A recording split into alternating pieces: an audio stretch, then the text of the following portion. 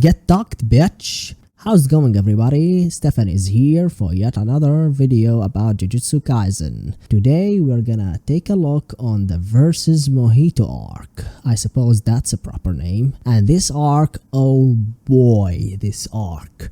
Probably the darkest Jujutsu Kaisen have got so far. From Junpei backstory to how tucked up Mahito's character is, who I genuinely hate, and I want to get inside the show just to punch him on the face. Me despising him this much means that he is a good villain, and the writer did a really good job building up his character. Yoji got in a lot of moral dilemma in this arc, and he got a significant development realizing what's being a Jujutsu sorcerer actually means.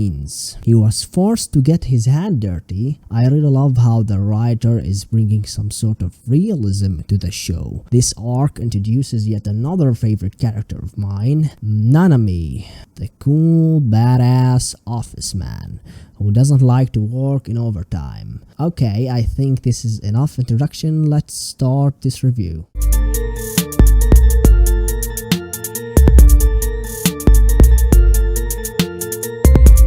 Since I said Nanami is one of my favorite characters, let's start with him first, as I'm gonna do this character by character, one at a time. Nanami got recommended by Gojo to mentor Yoji, as Gojo didn't have the time. This alone makes me like him already. It's really unique to see an office worker this badass. He said that Jujutsu sorcerers sucks, but working in an office sucks even more, which is a fair thing to say. I mean, working in an office is boring and all, but being a Jujutsu Kaisen sorcerer, you could die. And according to Nanami, this is better. What the duck, man? Nanami have the same ideals as Gojo. He also hates the elders, however, he still disagrees with Gojo's way, as he doesn't like complete chaos. I like his character design a lot. It's super simple with the tie and the tidy suit. I also like his glasses. I don't know what it is, but it is so satisfying to watch an ex-office employee kick so much ass. They explained that he's a grade 1 sorcerer, so he's gonna be super powerful. He went with Yoji to investigate what happened in the theater where a bunch of high school students disappeared, and he taught Yoji how to see the traces of curse energy. It's kind of like fingerprints that you can spot when you focus your vision. It was kind of cool to see Yoji improving, but I will get to him later. Let's continue with Nanami for now. He got some interesting fighting techniques. To simplify it, he can basically target a weak point in a human or an object. It doesn't matter what it is. Then he strikes,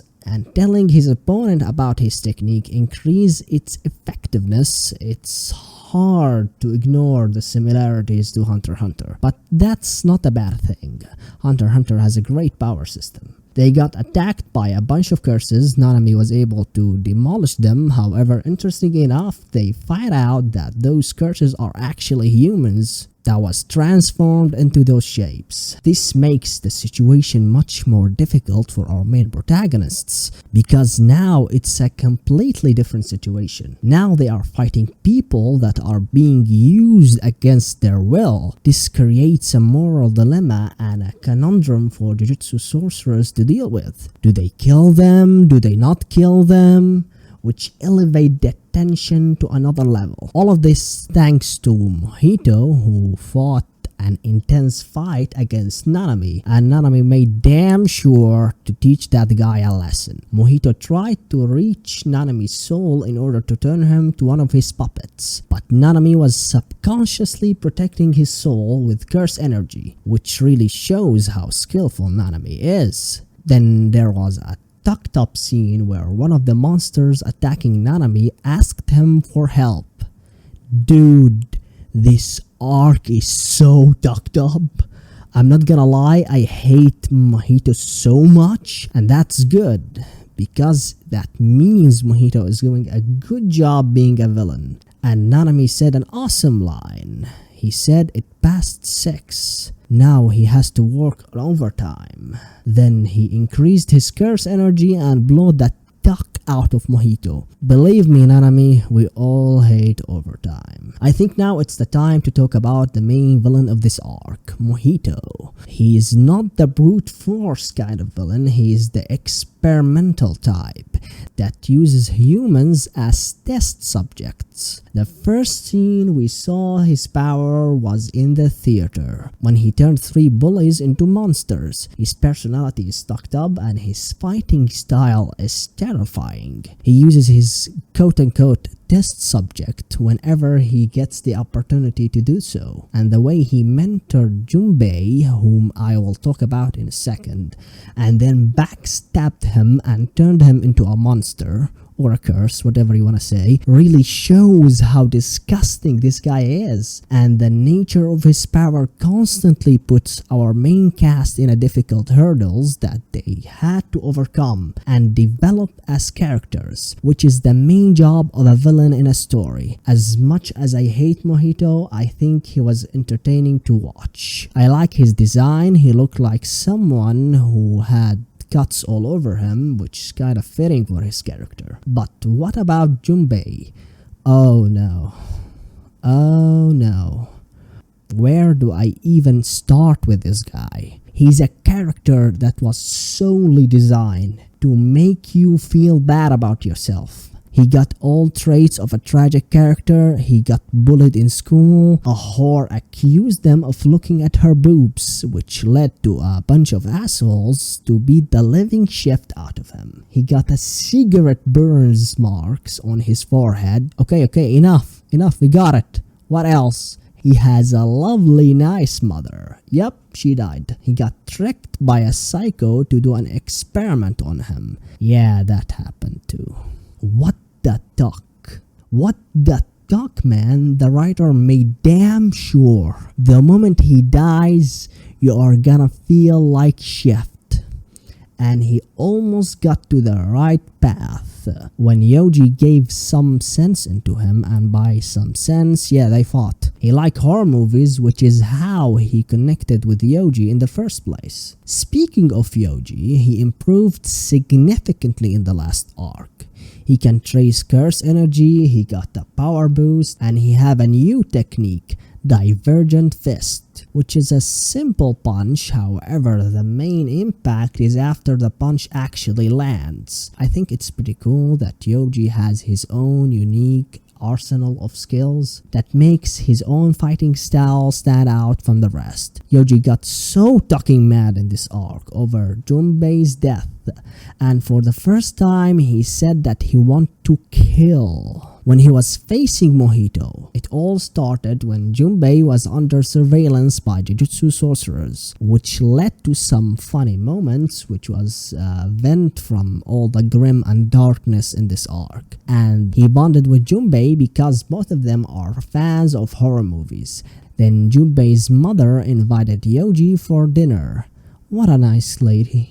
I wonder how the show rewarded her. Yep, she got killed by a curse that was drawn to one of Sukuna's fingers that was placed in her house. I gotta say, her death was terrifying. The way she was laid on the ground with a bunch of ice bags on top of her, this anime doesn't play around. Junpei lost his mind and he went to school graduation and he started beating the living shit out of one of the guys that were bullying him. However, he got stopped by Yoji. Yoji tries to talk sense into him, but to no avail. He said people don't have hearts, which is kind of predictable assumption for all what happened to him. He fought with Yoji, and the moment Yoji got him to change, he got turned into a monster by the bitch himself, Mahito. And by the way, tuck that guy. Yoji lost his shift, and to be honest, his reaction represent what all the viewers feel. He started fighting with Mahito. What the fuck? You can clearly tell how mad Yoji is. And as I said before, this was the first time that he said he doesn't want to exercise the curse, he wants to kill it. Yoji got overwhelmed, however he got saved by Nanami. Then the climax of this arc happened, Yoji and Nanami versus Mahito. The duo got the upper hand on Mahito, but he showed them that he's not an ordinary opponent. He started unleashing the humans that he turned into curses. Yoji got his hand dirty as he was forced to kill those curses when he got surrounded and pushed into a corner. As I said, this anime always hit the audience with its realistic take on those situations. Mahito got wrecked by the two, which made him unleash his domain. Remember how if Mahito touches someone, he can get control over them?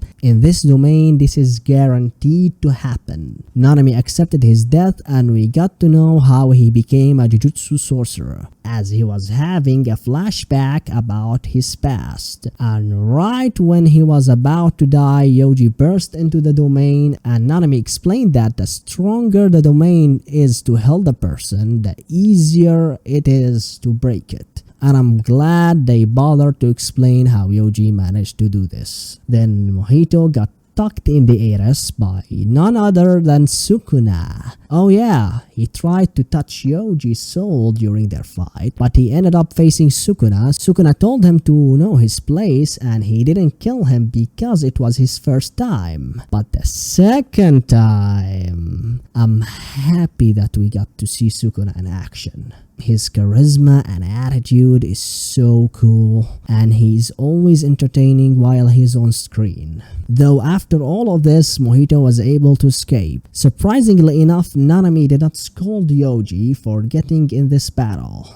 He thanked him for saving him instead, but Yoji told him he wasn't the one who saved him, it was Sukuna's doing, and the arc ended here. The next arc is a tournament arc. I love tournament arcs, so I'm super excited to review it. This arc was so dark, it's crazy. There was some comedy here and there, but still, we didn't have some Gojo action in this one. However, as much as I like him, I'm glad he's not getting overused. Let's just keep him for the awesome moment, okay? I think it's for the best. I'm curious to see what you guys think. Let me know in the comment section. Don't forget to leave a like and subscribe to the channel. I'm uploading as much as I can. Thank you so much for watching.